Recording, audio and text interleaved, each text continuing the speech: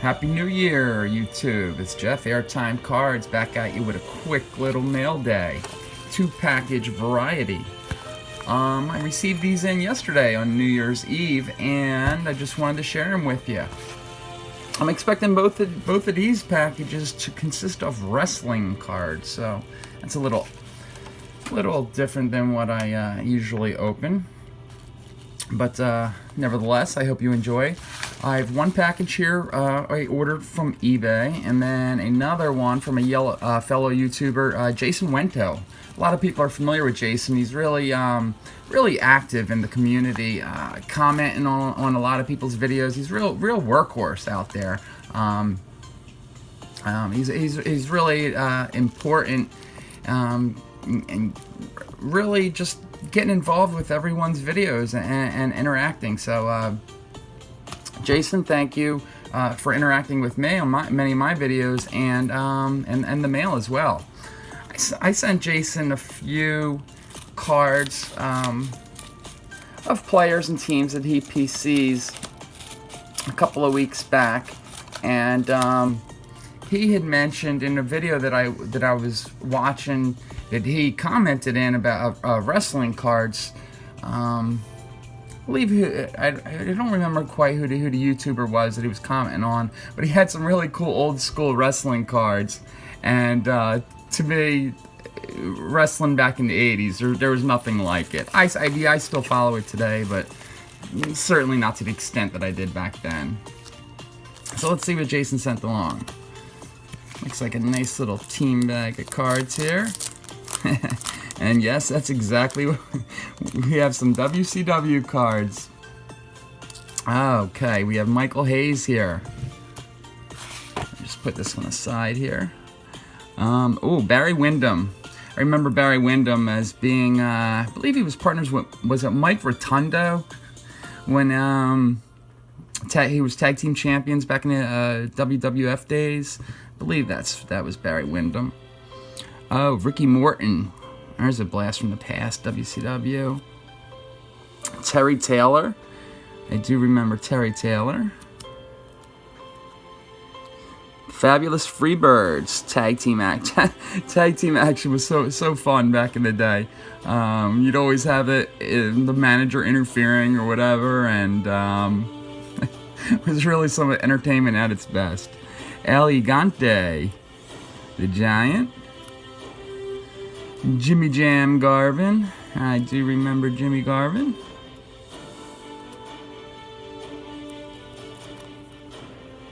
This was when, I guess this was a card from when Sting first won the championship belt. Back in 90, I want to say. Ah, Sid Vicious. Sid was definitely one of my favorite. I always liked the really big guys, and Sid was, 7 foot tall, 300-something pounds. He was a big dude. Always liked Sid Vicious. Both when he was in the WCW and back in WWF a couple times. Lex Luger, many time champion. I couldn't tell you how many times, but he won it so many times. Suffered a neck injury later in his career, I believe, and has been restricted to a wheelchair ever since. I'm not positive on that, but I do believe so. Which is really a shame. He was really one of the greats. Z-Man. Not sure if I remember the Z-Man, unless he went by a different name. Tom Zank. I'm not too familiar with Tom Zank. And Paulie Dangerously.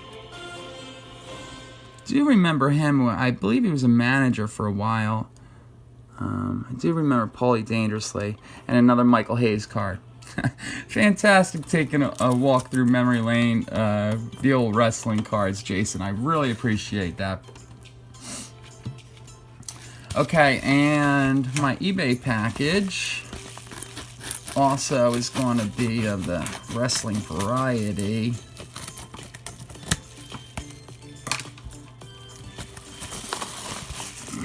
for those who really just collect the mainstream baseball, football, basketball, I'll tell you what, wrestling cards, they really can hold some value just as the other sports as well, believe it or not. Okay, this was some Matt Hamill cards I ordered. Not too many people are familiar with Matt Hamill. I just remember him from his amateur days. Let's see. Okay, here's an amateur card. This is actually one of the cards that I've had several of already because it's a Sports Illustrated card. This one's from 1998. It says on the back, Matt won gold medals in both Greco-Roman and freestyle wrestling in the 97 World Games for the deaf. He wrestled in the 213-pound weight class. He was really an excellent amateur wrestler, and then later on in his career, he moved over to the UFC. And in the MMA, he was really quite successful as a light heavyweight. Here you see an autograph UFC Topps card. A lot of people are familiar with this particular brand of card because in 2009 Topps UFC Round 2, Brock Lesnar, his famous red ink first auto issue is out of this series. It's identical card to this, but it has Brock Lesnar's face here wearing a black beanie hat with a red ink auto right there. That's a really rare card. That one goes for about $1,000 on eBay. I used to have one. I sold it. At some point, I think, since I'm kind of getting back into wrestling cards, I might reacquire it. Probably, I would say it's one of the more famous current day wrestling cards is the Brock Lesnar in this 2009 UFC set. Okay, so again, this is the Matt Hamill autograph one. This is a UFC Topps card, Matt Hamill. See, it's really well done artwork on the front of that card. Really nice card. And that was his Sports Illustrated. And then these are, looks like just a couple of throw-ins. The seller threw in of MMA star Junior Dos Santos. So it looks like that one is against a Shane Carwin. Actually, they're both against Shane Carwin. Junior Dos Santos, no slouch in himself, has had a pretty successful UFC career. Alright, so that's it, folks. I really appreciate you sticking with me through this wrestling mail day. And until next time, YouTube, thank you so much for watching and have a fantastic day.